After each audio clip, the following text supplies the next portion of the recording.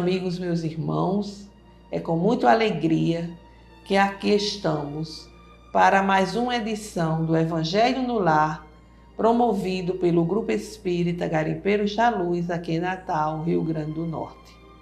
É uma alegria renovada esse nosso encontro, o encontro da família com Jesus. Esse momento especial, digamos, porque a gente para, corre da vida e se dedica a alguns minutos de reflexões em torno do Cristo. É permitir que Jesus chegue entre nossa casa e fique conosco. Fique conosco, nos ajudando, nos fortalecendo, nos iluminando nessa grande tarefa, que é a tarefa que cada um deve desempenhar em função do seu aprimoramento moral, em função da sua evolução. Então, não vamos esquecer o recipiente com a água, que será fluidificada durante a nossa reunião pelos guias espirituais. Vamos dar início, como é de costume, com a leitura preparatória do livro Pão Nosso, ditado pelo Espírito Emmanuel a Chico Xavier. Hoje temos a mensagem 104, Direito Sagrado. Porque a vós foi concedido, em relação a Cristo, não somente crer nele, como também padecer por ele. Paulo, em Carta aos Filipenses, capítulo 1, versículo 29. Cooperar pessoalmente com os administradores humanos em sentido direto sempre constitui objeto da ambição dos servidores dessa ou daquela organização terrestre. Ato invariável de confiança, a partilha da responsabilidade entre o superior que sabe determinar e fazer justiça e o subordinado que sabe servir, institui a base de harmonia para a ação diária, realização essa que todas as instituições procuram atingir. Muitos discípulos do cristianismo parecem ignorar que, em relação a Jesus, a reciprocidade é a mesma, elevada ao grau máximo no terreno da fidelidade e da compreensão. Mais entendimento do programa divino significa maior expressão de testemunho individual nos serviços do Mestre. Competência dilatada, deveres crescidos. Mais luz, mais visão.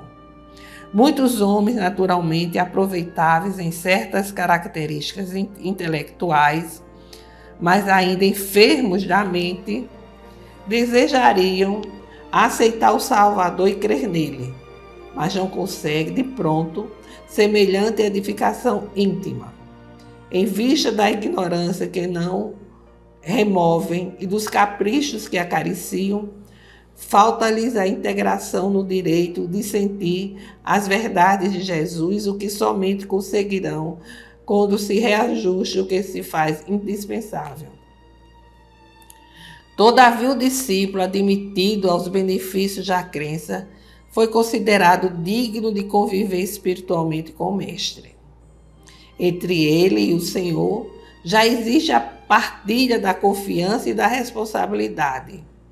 Contudo, enquanto perseveram as alegrias de Belém e as glórias de Cafarnaum, o trabalho da fé se desdobra maravilhoso, mas sobrevindo a divisão das angústias da cruz, muitos aprendizes fogem, receando o sofrimento e revelando-se indignos da escolha. Os que assim procedem categorizam-se à conta de loucos, porquanto subtrair-se à colaboração com Cristo é menosprezar um direito sagrado. Ou seja, meus irmãos, à medida em que vamos tendo conhecimento, vamos alargando nosso entendimento com relação à espiritualidade, com relação aos ensinamentos de Jesus, logicamente teremos mais responsabilidade. Como aqui Emmanuel lembrou, enquanto estava tudo bem na convivência com Jesus, ali estavam os ouvintes, ali estavam os candidatos a discípulos, mas diante do sacrifício da cruz, da prisão, muitos fugiram, muitos foram embora, com medo exatamente do sacrifício, com medo exatamente do que poderia acontecer a eles. Assim somos nós, que enquanto estamos bem, enquanto estamos no nosso cotidiano, na nossa vida, com tudo caminhando dentro do esperado, estamos ali fervorosos, né? Colaborando,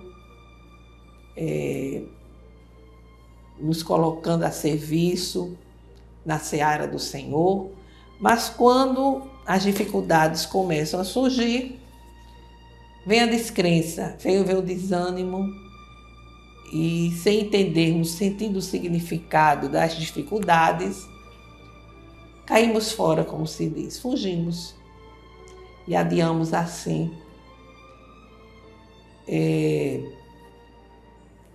o nosso aprimoramento espiritual, o ritmo do aprimoramento espiritual. Feita a reflexão, façamos agora a nossa prece inicial, elevando nossos corações a Deus nosso Pai, em conexão com as forças do bem do universo.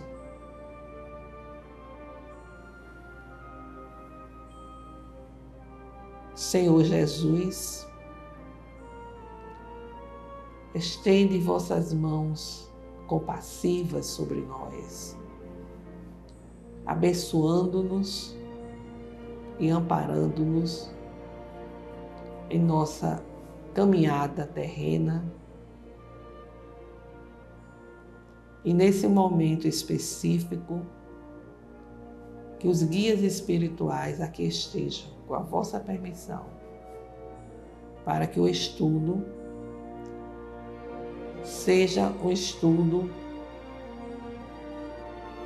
que nos conduza a reflexões em torno da vida, em torno do nosso crescimento como seres imortais que somos. Fica conosco, Jesus, agora e sempre. Que assim seja. Bem, meus amigos, prosseguindo o estudo do Evangelho a partir do livro de Joana de Ângeles, Florações Evangélicas, hoje nós teremos uma passagem que ela selecionou, que está no capítulo 1 do Evangelho segundo o Espiritismo, que é: eu não vim destruir a lei. Mas é o item referente ao Cristo. O item 4. O Espírito de Verdade nos diz: mas o papel de Jesus não foi simplesmente o de um legislador moralista sem autoridade sem outra autoridade que a sua palavra. Ele veio cumprir as profecias que haviam anunciado sua vinda. Sua autoridade decorria da natureza excepcional de seu espírito e de sua missão divina. Veio ensinar aos homens que a verdadeira vida não está sobre a terra, mas no reino dos céus. Ensinar-lhes o caminho que para lá conduz, os meios de se reconciliar com Deus e os prevenir sobre a marcha das coisas futuras para o cumprimento dos destinos humanos. Ela selecionou esse trecho para fazer a seguinte reflexão. que consta no capítulo 2 do livro Florações Evangélicas. O capítulo é Presença. Ele veio, multissecularmente aguardado como a esperança de Israel, ei-lo que surge no período em que a história repete as glórias de Péricles e o pensamento cultiva as belezas, conquanto a barbárie comandasse homens e governos, estabelecendo um marco novo para a contagem das idades em relação ao porvir. Não que os tempos fossem diferentes. Herodes, na sua jactância, não passava de subalterno áulico de César, guindado à posição de relevo graças à impiedade de que se fazia instrumento. A política de dominação em toda parte estabelecia a exploração do homem pelo homem e a opressão da força em detrimento do direito. A sociedade desvairava e o valor do homem eram as suas posses transitórias. As ambições se avolumavam, traçando as diretrizes do poder e estiolavam as mais nobres florações do sentimento. Aqui ela nos faz lembrar que Jesus ele chega à Terra e defronta exatamente todo esse contexto. Um contexto de desigualdades sociais, de dominação dos poderosos, em que o orgulho, a vaidade, a ganância, a soberba se faziam presentes naquelas pessoas que tinham condições econômicas e financeiras, e isso fazia com que os governantes, as pessoas que tinham mais um poder econômico, explorassem o seu semelhante. Como diz aqui, exploração do homem pelo homem. E Jesus chega nesse contexto e vai exatamente desenvolver as suas ideias, transmitir os seus ensinamentos totalmente contrários aos valores daquela época.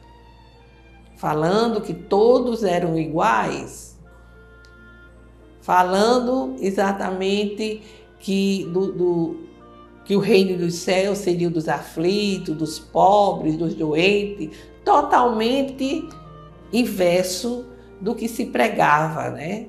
O valor do homem era medido pelas suas posses financeiras.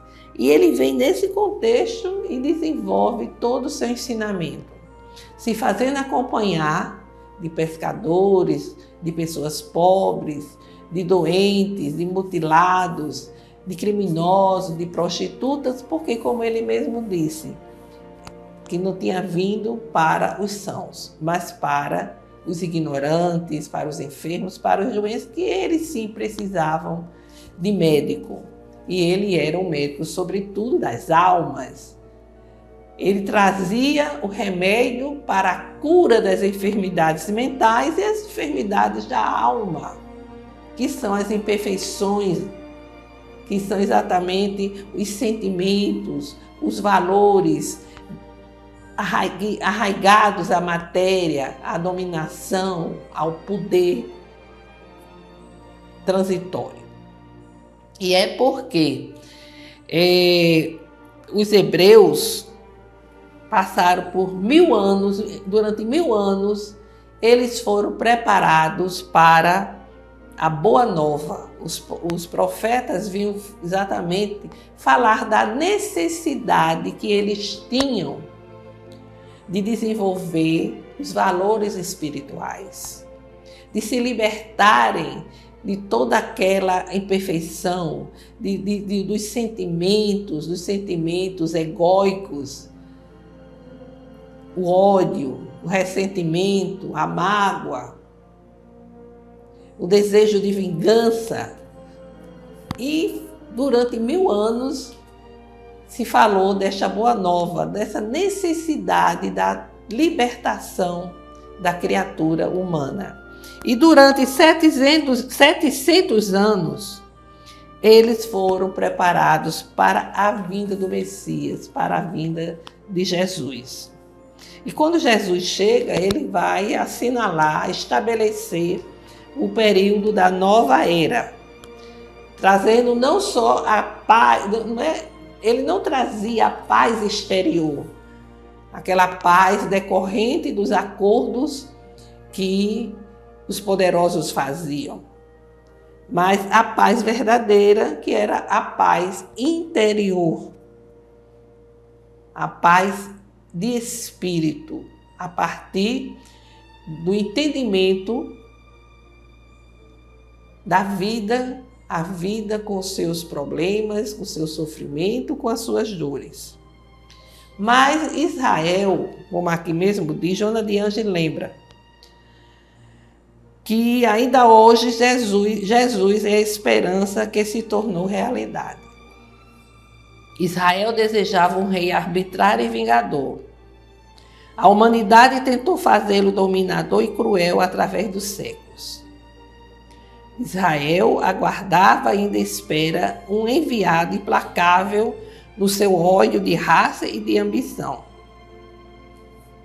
Super atual. Mas naquela época já, os hebreus, ainda eram hebreus, o nome eram chamados de hebreus, eles esperavam o Messias, mas aquele Messias guerreiro, que viesse à frente do exército, comandando o seu exército para tirar o poder de Roma, dos romanos, e entregar para eles. Afinal de contas, eles eram orgulhosos, vaidosos, porque era o povo que foi escolhido por Deus. Foi escolhido por Deus por quê? Porque foi o primeiro povo a aceitar a existência de um só Deus. Então ele foi o povo escolhido porque eles, de certa forma, estavam preparados para essa boa nova. Não tanto como era necessário, mas de certa forma estavam preparados. Mas não aceitaram Jesus. Não era aquela mensagem que eles queriam. Eles não queriam saber do reino de Deus. Eles não queriam saber de vencer a si mesmo, de se transformarem, de deixar de lado tanto orgulho, tanta vaidade, para olhar a todos como irmãos em igualdade. E hoje a gente vê que essa ideia ainda permanece, né? De dominação sobre outras raças, sobre outras nações. E isso sempre gerou e gera até hoje conflitos terríveis. Muito sangue derramado e há mais de 2000 anos o Messias veio e eles não aceitaram, ou pelo menos não reconheceram Jesus como tal. E Joana diz: hoje ainda é assim, como a gente acabou de ver, hoje continua sendo assim. Isso em 1971, quando esse livro foi psicografado. Estamos em 2025 e essa realidade permanece. Até mesmo em nosso país, há grupos querendo ser mais importantes do que outros. Acham que a palavra de Jesus, só quem sabe transmitir são eles. A salvação é só para aqueles que estejam inseridos naquele contexto. Vem aí os preconceitos, a discriminação, total desamor. E Jesus não foi preconceituoso de jeito nenhum, ele se fazia acompanhar de todos, porque sabia que todos necessitavam da medicação verdadeira, que é a medicação, o amor transformador, libertador. Então, hoje ainda acontece em todas as partes o orgulho de pertencer a essa nação, a essa raça, a essa etnia, a essa ou aquela religião. em nome de Jesus. E Jesus não fundou nenhuma religião. Ele transmitiu a sua doutrina de amor, de perdão, de caridade. Mas a criatura humana, em sua pequenez, foi estruturando religiões pela necessidade de uma hierarquia, de ter um certo poder, trazendo isso, reminiscências ainda no nosso passado, quando passamos exatamente pelas mais variadas seitas religiosas, lá desde as práticas romanas, não é mesmo? Então, ainda permanece essa essência na criatura humana. E Jonas vai dizer: Jesus, porém, nestes dias de inquietação e desassossego, é a esperança que domina os espíritos e a paz que penetra os corações. Sem dúvida, quando pensamos em Jesus, fazemos acender em nossos corações a esperança, a paz, porque os seus ensinamentos são ensinamentos libertadores, esclarecedores, e nós sabemos que somos espíritos imortais, criados por Deus para a perfeição. Essa trajetória, uma trajetória que todos nós vamos percorrer, atingir essa meta final, uns mais cedo, outros mais tarde, de acordo com o uso que fizer do seu livre-arbítrio. Então, Jonas vai prosseguindo e dizendo: o homem subjuga o homem, os governos se entrechocam no domínio das armas, a fome ameaça e dizima milhões de vidas a cada ano, as enfermidades espalham pavores, a escassez de amor enlouquece. No entanto, neste clima sociomoral da atualidade, Jesus retorna e convida a outras cogitações. Ele nos convida exatamente às cogitações mais diversas, que é exatamente nos convidar ao amor fraterno, solidário, ao perdão, à igualdade. A igualdade de direitos, uma coisa tão elementar e que não se vê na prática de uma forma normal e natural. É necessário protestar, lutar para se conseguir.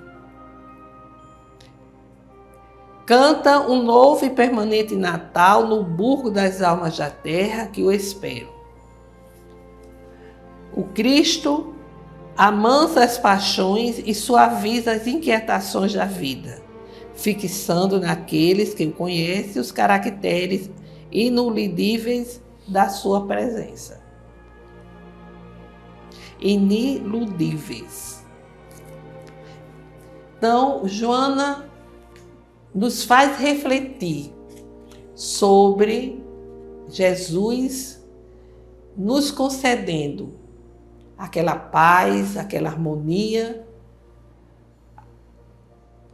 através da vivência de seus ensinamentos.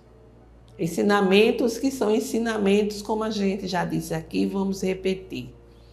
Ensinamentos que nos convidam ao amor ao nosso semelhante, fazendo a ele o que desejamos que nos seja feito, ao perdão das ofensas, à prática incessante da caridade. Não aquela caridade que tenha um objetivo, que não seja o objetivo de amor, uma caridade de ostentação, por exemplo, mas a caridade, aquela que leva ao seu próximo aquilo que ele necessita, de uma forma discreta, silenciosa. E ela vai concluindo o capítulo nos dizendo: Sentindo a mensagem dele no espírito que agora se volta para as coisas elevadas da vida, após o cansaço e o desgosto das investidas infrutíferas na vivência da ilusão, não te permitas contaminar pelos fluidos maléficos destes dias turbulentos. Movimenta os braços e atua na condição enobrecedora em benefício dos que sofrem. Quando ela diz que a mensagem de Jesus, que agora nos leva a buscar as coisas elevadas da vida, porque já estamos cansados pelo que já passamos e pelo que nós nos decepcionamos, pelas coisas equivocadas nas quais mergulhamos. Então estamos cansados, isso de vidas passadas e na vida presente, né? Então o que é que ela diz? Após esse cansaço e o desgosto dessas experiências infrutíferas, nós devemos estar fortalecidos, devemos não nos contaminar pelas influências maléficas, negativas, em tudo isso que acontece ao nosso redor, todos esses desafios, todos esses dias turbulentos. E que devemos permanecer na ação enobrecedora, na educação enobrecedora, no esclarecimento, numa vida coerente com o Cristo no qual acreditamos. E se ao te reclinares no leito estiveres assinalado por alguma dor, ou desencantado por qualquer afronta, mergulhe o pensamento na mensagem dele e busca escutá-lo no coração. Fazendo o necessário silêncio interior, ouvirás a sua voz em acalanto de ternura e alento, encorajando-te para prosseguir, constatando que, em verdade, ele veio e demora-se ao teu lado, esperando hoje como ontem, que o mundo moral da terra modifique o seu clima e haja paz perante entre todos os homens, através dos teus sacrifícios desde agora. Isso acontece tantas vezes, né?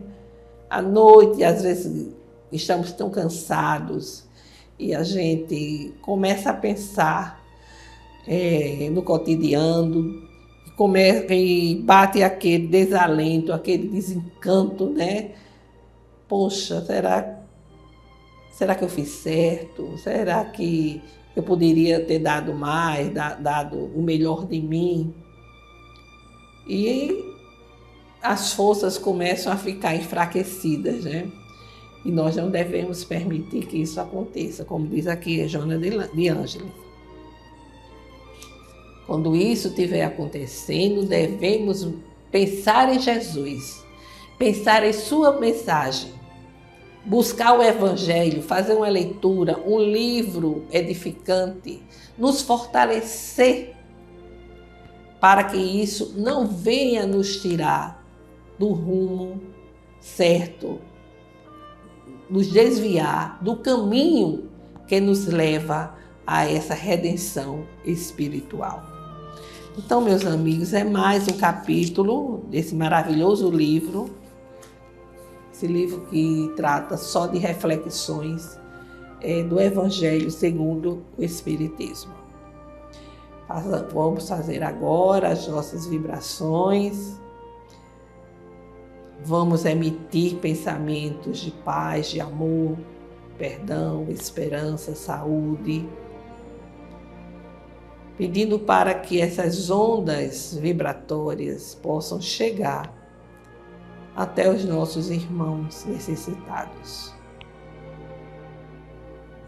Senhor Deus, estamos aqui mais uma vez a rogar pela paz entre as nações, pelo entendimento entre os governantes, para que busque soluções que não seja o derramamento de sangue. Pelos governantes do nosso país, que busquem a justiça social para beneficiar tantos irmãos necessitados. Pelo fortalecimento da doutrina espírita, para que ela permaneça coerente com a codificação e com o Evangelho do Cristo. Pela paz, perdão, entendimento, junto daqueles que não sintonizam conosco. Rogamos pela saúde e pelo restabelecimento de tantos irmãos nossos que se encontram enfermos, para que a esperança, a fé estejam em seus corações. Pelas famílias, para que o Evangelho do Cristo chegue aos lares, levando harmonia aos corações. Façamos agora uma breve pausa, para que cada um apresente em silêncio as suas rogativas específicas.